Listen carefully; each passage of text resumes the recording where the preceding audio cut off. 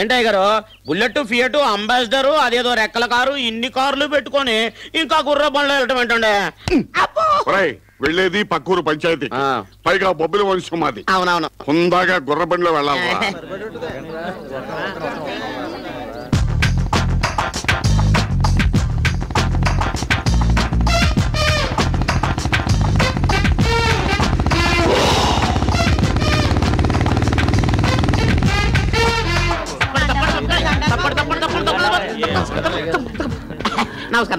నమస్తే.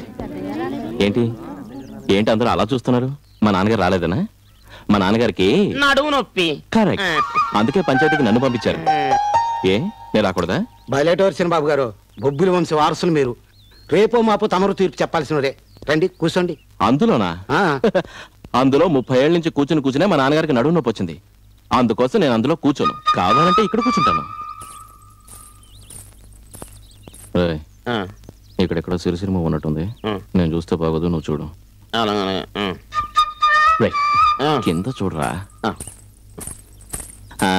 ఏంటి సమస్య? వీడి పేరు అప్పలకొండ బాబు గారు, ఈవిడేమో అవునయ్యా అక్కడ నిలబడింది.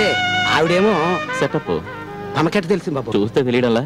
పెళ్ళాం పాతపడిపోయింది, అందుకే దూరంగా నిలబెట్టాడు. ఉంచుకున్నదేమో కొత్త మోజు, అందుకే అతుక్కు నిలబడ్డాడు.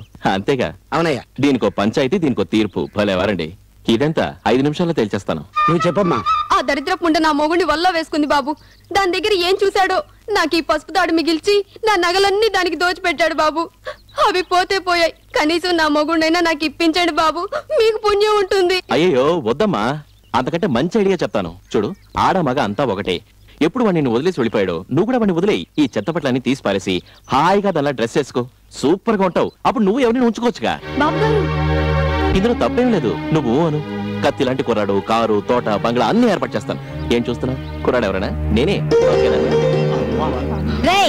పెద్ద మనిషివి, న్యాయం చేస్తావని నీ పంచాయతీకి వస్తే 10 మందిలో నా మానం తీస్తావురా? ఆ రాక్షసు ముందు డబ్బు కాసిపడి నా మొగుడిని వల్ల వేసుకుందే కానీ నా మొగుడు మేలిమి బంగారం రా. నన్ను నొక్కేసినా నేనాడు పెళ్ళాన్నేరా, సచ్చేదాకా వాడి పెళ్ళాన్నే. ఎందుకు అనవసరంగా ఏడుస్తావు? ఇష్టమైతే ఓకేనా, లేకపోతే నోరు మూసుకో. ఇప్పుడు చూడు డార్లింగ్, ఇట్రా. నీ సంగతి ఏమిటి? కారు, బంగ్లా, తోట, నేను ఓకేనా? గుణపం దొరికాక ఆ గుండు సుత్త పనేంటి? పంచాయతీ పంచాయతీ. Don't touch me. మరి నా సంగతి ఏంటి? పోరా గుండు సుది, పోయి ఎట్లా దొక్కు.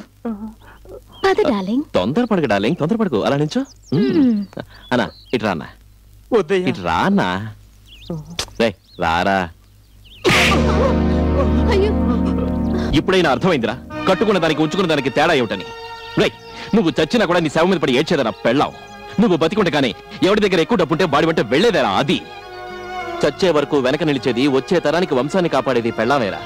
మా అమ్మ, మా నాన్న, మా అన్న, మా అక్క, మా బంధువులు అంటారు, కానీ పెళ్ళాన్ని ఒక్కదాన్నేరా నా పెళ్ళాం అంటారు. ఇక మీద నా బుద్ధి తెచ్చుకుని నీ పెళ్ళాన్ని తీసుకెళ్లి కాపురం చెయ్యి. చెల్లమా సారీ, వాడికి బుద్ధి రావాలనే కొంచెం ఓవర్ యాక్షన్ చేసి నిన్ను బాధ పెట్టాను. కానీ ఒకటమ్మా, నేను తీర్పు చెప్పి అతను నీకు బలవంతంగా అప్పగించచ్చు. కానీ కాపలా ఉండి అతనితో కాపురం చేసేలా చేయలేనుగా. అందుకే తనకు తానే తన తప్పు తెలుసుకుని నీ దగ్గరికి వచ్చేలా చేశాను.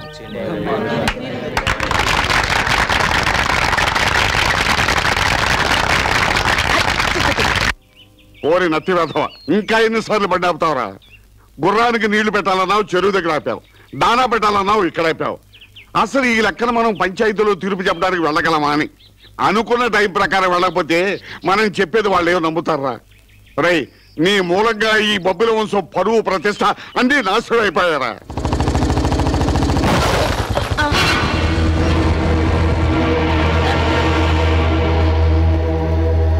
ఎవడు రావాడు?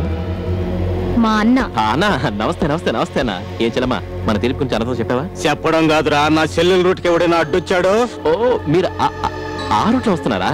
అన్నా, చెల్లెల్ని ఒకడికి కట్టబెడితే అన్న, నలుగురికి పంచి పెడితే మీ నలుగురి గురించి కాదురా, మీరు ఊరుకోండి. ఎవరైనా మంచి అబ్బాయిని చూసి పెళ్లి చేయి.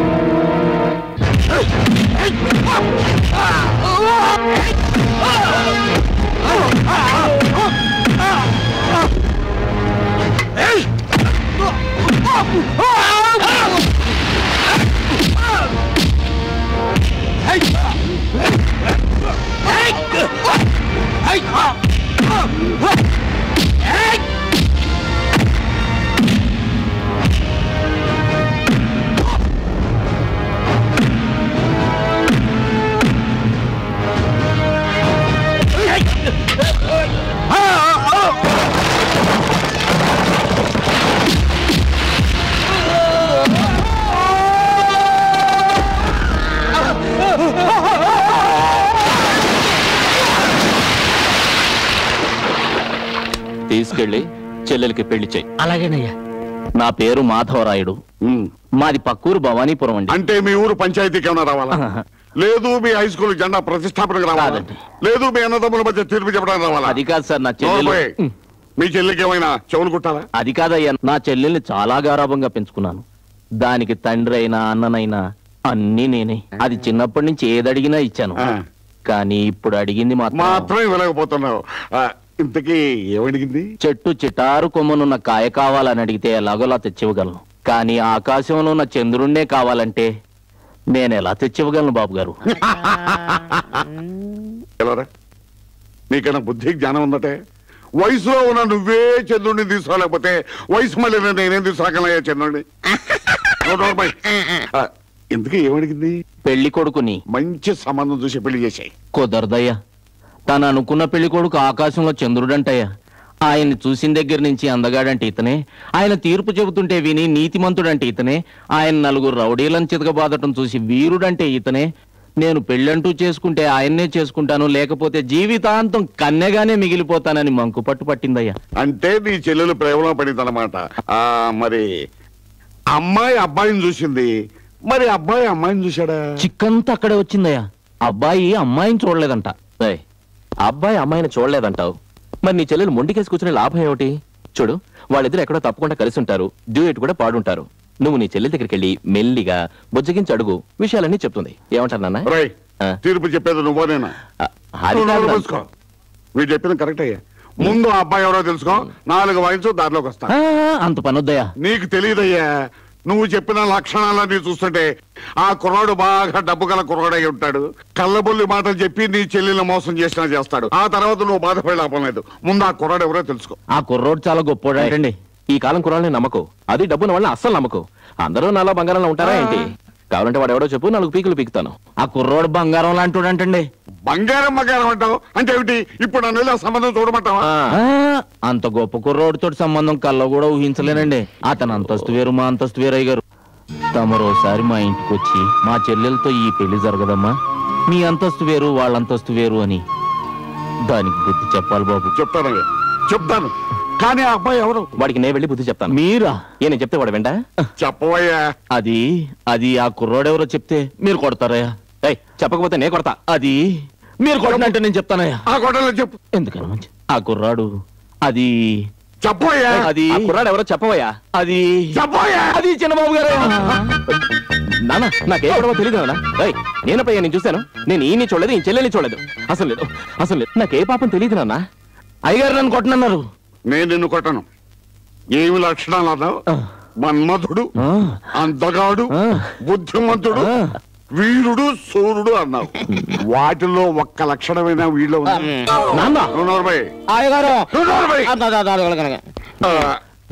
అక్కడ నా గురించి అంత కరెక్ట్ గా అర్థం చేసుకున్న అమ్మాయి ఎవర్రా? నిజంగా తెలియదండి. తెలీదురా. ఆయన చెల్లెలండి. ఏడుకొండలవాడ వెంకటరమణ, గోవింద, శ్రీనివాస. 6 నెలల్లో ఇది 6వ వ్యాపారం తండ్రి. ఇదైనా సక్సెస్ జీవించిన ఆయన. ఎందుకు సార్? దరిద్రుడా, ఆ తుమ్మేంట్రా? సార్ చూడండి, నా తుమ్ము దెబ్బకి ఒక కస్టమర్ అలా తడుకుంటూ వచ్చేస్తున్నాడు. నమస్కారం సార్. ఏం కావాలి సార్?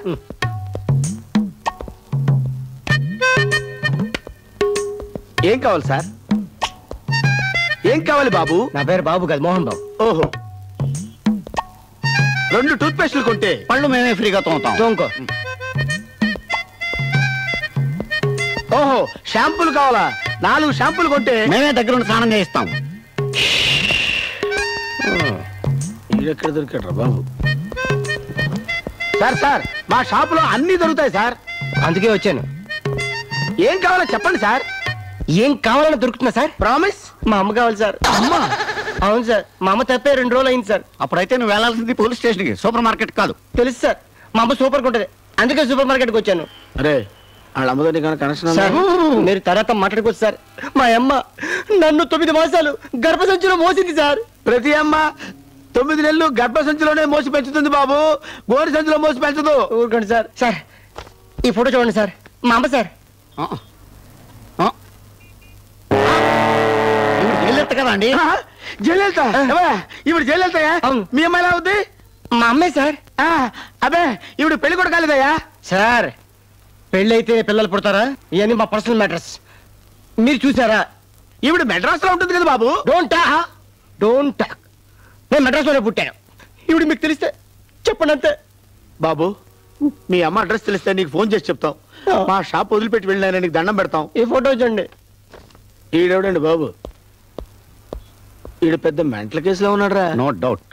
అవును, పొద్దున్న నేను దండం పెట్టుకుంటుంటే నువ్వు తుమ్మావెందుకురా? తుమ్మొచ్చింది. అలాగా? నీకు తుమ్ము రాకుండా చేయనా? అదెలా? అడి తిరుగు. నీకు అసలు బుద్ధి లేదురా. ఎందుకంటే పంచాయతీలో నవ్వినప్పుడేమో కాళ్ళు చూసావు, గజ్జలు మోగినప్పుడేమో కళ్ళు చూసావు. అసలు నువ్వు ఉన్నావే, పైన చూడమంటే కింద చూసావు, కింద చూడమంటే పైకి చూసావు. తీరా మొహం చూసరికి అమ్మాయి జారుకుందన్నా. ఎందుకురా నా జీవితంతో ఇలా ఆడుకుంటున్నావు? ఏవే, అతను ఎంత పెద్ద మనిషి, నీ కోసం వీధిలోని పిచ్చివాళ్ళ తిరుగుతున్నాడు కదా, ఓసారి వెళ్ళి కనబడచ్చు కదే. అంతేనంటావా? అయితే చూడు. ఏయ్ రాజ్యలక్ష్మి, ఎక్కడున్నావే?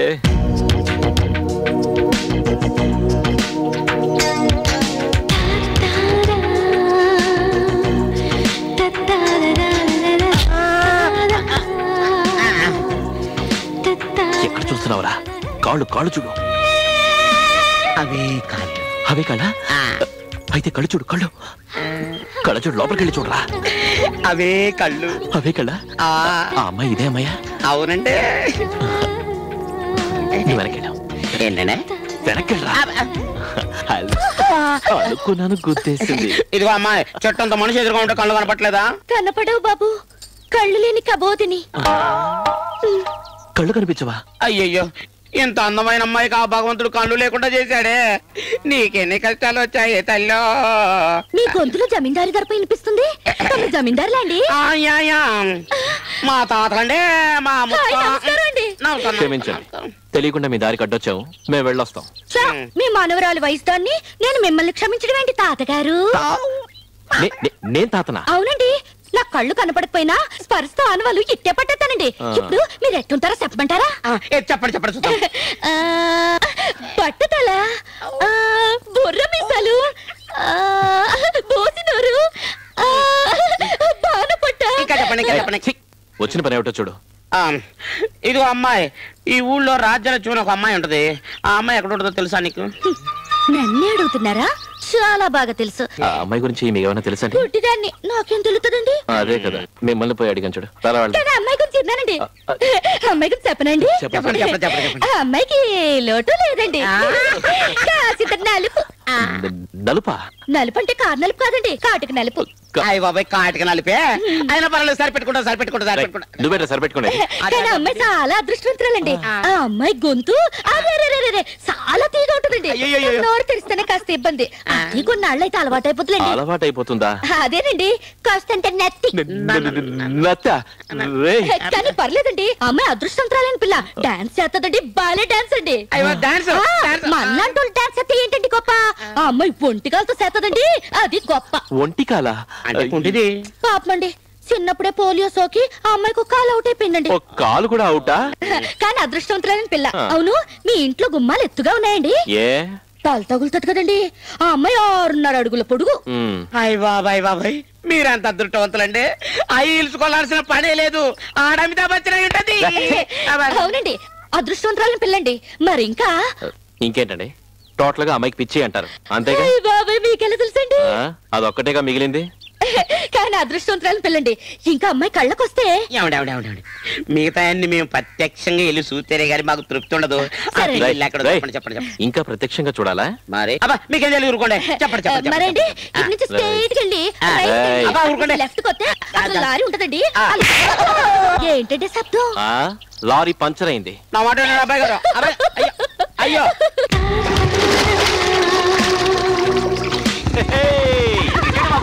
కనపడిందిరా.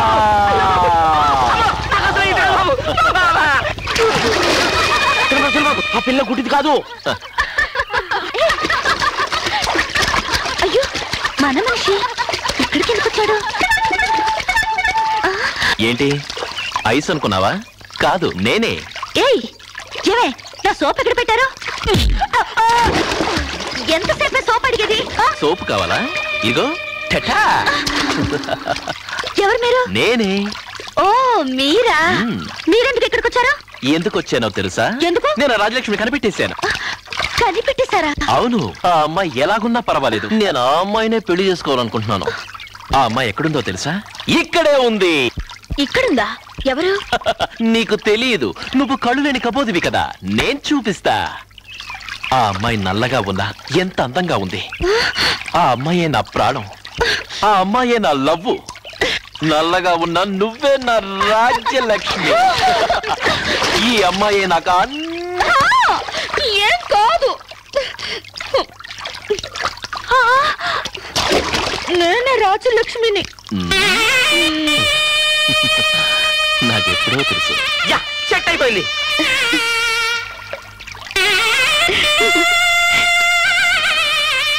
లక్ష్మి, నువ్వు మా ఇంటి కోడలివి. శీఘ్రమేవ కళ్యాణ ప్రాప్తిరస్తు.